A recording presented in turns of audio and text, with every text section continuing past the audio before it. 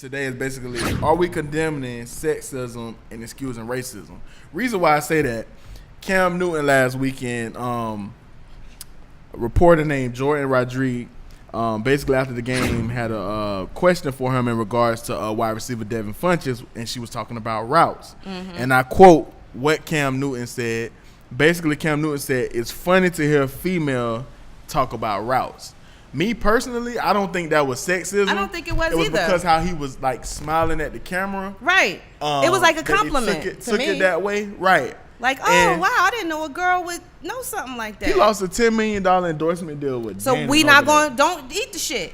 If you don't agree with what they did to him, just don't buy the shit. And then with boycott. You know me, I boycott every goddamn thing. If you don't like what he did, what they did to him, oh, you want to take him off? Okay, now we're not buying your yogurt. Who we following and unfollowing this week? Excuse me. I keep burping. Well, let me get back to what you were saying about him and her. You know what she did? What she did? So since she want to be so fast and come out and talk about what Cam Newton did, which was nothing, somebody went and dig in her Twitter and found out what she said a couple years ago, talking about her dad. My dad is being super racist as we pass through Navajo. He's the best. Racist jokes the whole way home. These are her tweets.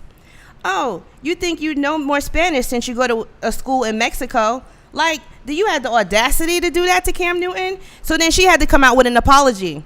So here she is on Twitter. I apologize for the offensive tweets from my Twitter 4 to 5 years ago. There's no excuse for these tweets. Bruh, don't do that. Don't do that. Cam Newton, if you were going to get taken off your endorsements for something, you should have stood up against the racism that was going on and took a knee, bruh. You talked all that shit about the people that was taking a knee, and now look.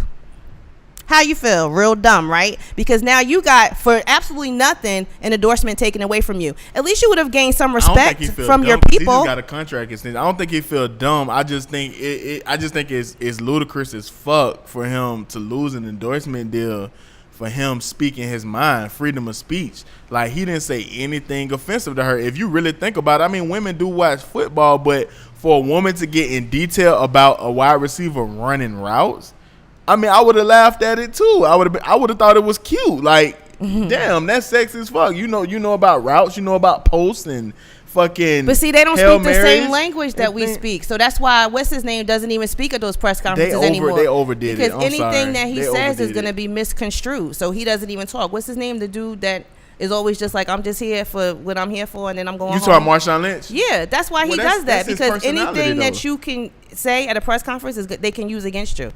Right. And that's what they did to him. And before I wrap up, my Seminoles lost yesterday, so I did tell my friend Jalil that I would go ahead and throw up the fucking U. I hated the fact that I just had to fucking do that, but because I lost the bet, I did that, but it still goes Seminoles. Whatever. I don't even know who that is. Make sure y'all check out our sister shows, DJ Samoa's Top 5 Countdown, as well as Inside the Industry with my man Jay Black, and shout out to Live Hip Hop Daily. This is your boy GT. I'm Kymmy Cocoa. And we are your hosts for Innovative Black Stations Connecting the Dots. Y'all have a good night.